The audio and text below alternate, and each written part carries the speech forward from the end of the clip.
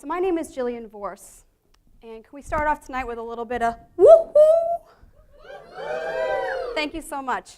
I have to say that because right now in this moment, there's a convergence of emotions that I'm feeling. On the one hand, I am profoundly grateful and so honored for the opportunity to be here tonight. And also,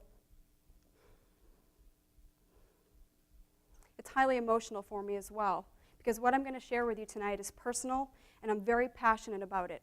And I'm going to do my best to convey what I know, what I've experienced in my life, and put it to you in a way that I can. You see, I believe that building authentic and strategic relationships can not only bridge the often jagged gaps and the space between our differences, but also satiate the yearning that we as humans share for true connection and a sense of belonging and purpose. And being part of a community and feeling that sense of resolve and contribution is how many of us experience self-worth, which in turn is not only infectious, but can also lead to significant results and impact.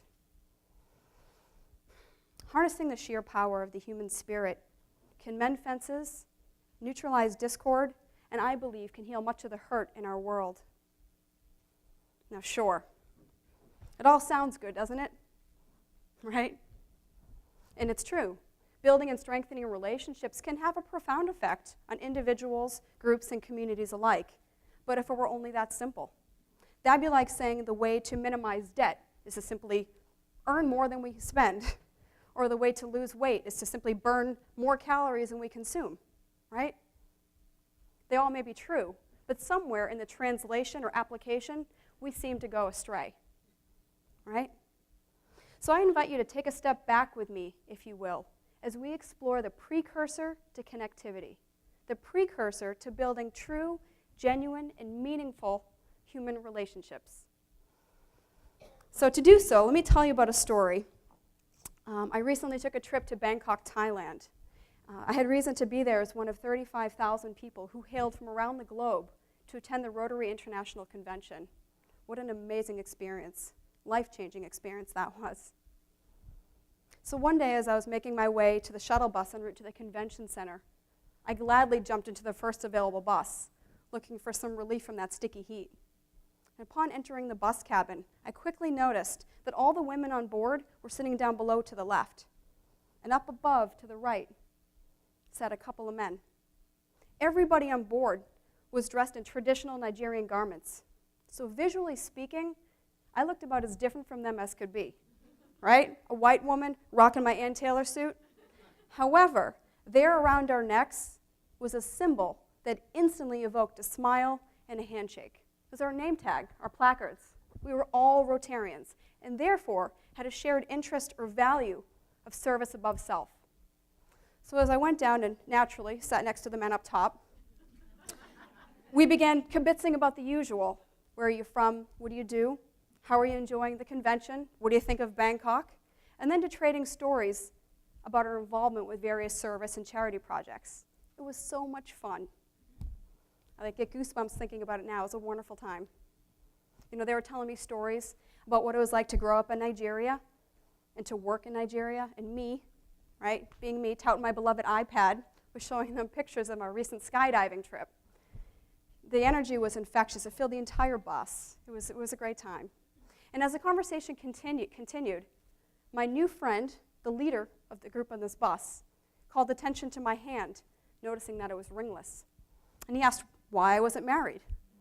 I told him, well, I'm divorced. Without hesitation, he instantly surmised my ex-husband must be upset or foolish. And I smiled, understanding and feeling where he was coming from. So I told my friend I had been married to a woman. Time froze. A look of confusion, shock, and disbelief quickly washed across his face. I swear you could have heard a pin drop. For what felt like an eternity, I sat there and continued to hold the space, waiting for my friend to rejoin the conversation. And when he did, and our eyes met, there was no room for pretense of any kind. We had shared a moment of vulnerability, seeing the truth of each other, and it was poignant. And just at that moment, it seemed like the chatter from those sitting down below began to grow louder. And soon they were enthusiastically organizing a trip. They could all come visit me in Boston, which, by the way, they've been in touch with me about recently. So as the bus made its way up to the convention center, we all trickled out onto the sidewalk. We stood and embraced with what I will call a new lens. Now, sounds great, but the reality is that story isn't unique by any means. We all have encounters like that daily, I presume. No, I'm not saying that everyone outs themselves every day. No. What I am suggesting is that we all have opportunities like that every single day. There's a steady stream of people that cross our paths that we meet or see every single day. Let's walk this through a day in the life of your life or of mine. Let's say we're standing in line at Starbucks, my favorite, and in walks a man decked out from head to toe with Republican pins and buttons everywhere. What is it that we see when we look at him? What does our lens suggest to us about him? And how does that influence our behavior or attitude towards him? Now we hop out in our car, we're driving out of the parking lot, and somebody cuts us off in traffic. And we notice the back of their car is plastered with Democratic stickers. What lens do we judge him through? What story do we tell ourselves to explain his behavior? Do we classify it as rude, or do we simply dismiss it, saying, beep, beep, have a nice day? Isn't it profound that we can have one reaction or another simply because of a bumper sticker? Isn't it fair to say that that same scenario could have played out differently and might even result in road rage? Have we all not had that experience where we let somebody off the hook because of a sticker or because of a purse that they're carrying or something like that, some symbol? It's really incredible how the power of a sticker or a symbol, or what I'm suggesting, is in fact about the way we view it. It's really our lens that's dictating the result. Let's take this a step deeper into the uncomfortable.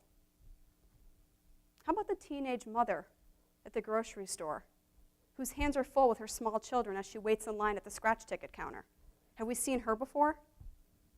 Just what have we seen? And walking down any U.S. city street or any city street, there he is. A man rummaging through a trash can. What do we see when we look at him? Or perhaps this is the day that the lenses we're wearing are so dark that we can't even see him. Or maybe we just turn our heads altogether. Have we not?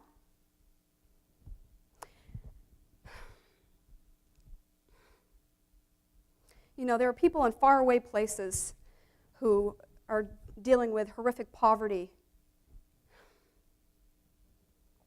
and disease that's running rampant. How do we view those people? Do we simply say that's not our problem, there's nothing we can do? That's their problem. How does our attitude or vision influence our decision to get involved in some capacity or not?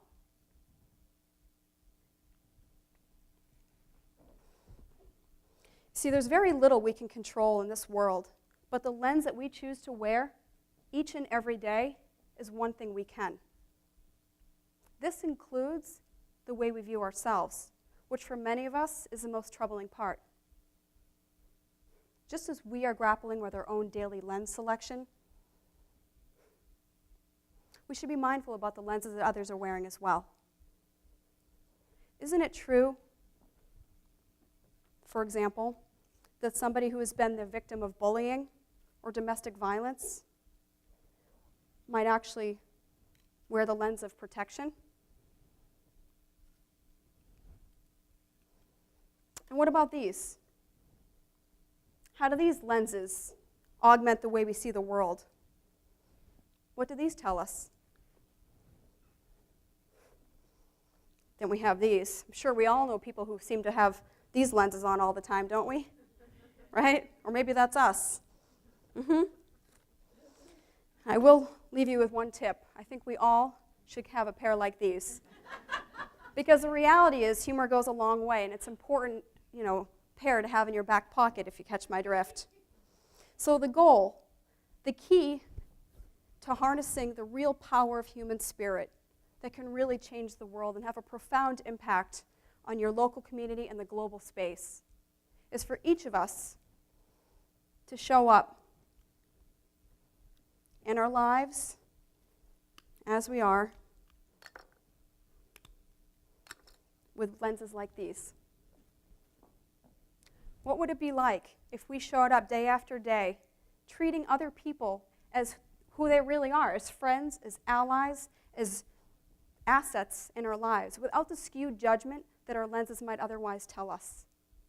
What if we could view the world through the lens of connectivity? Thank you.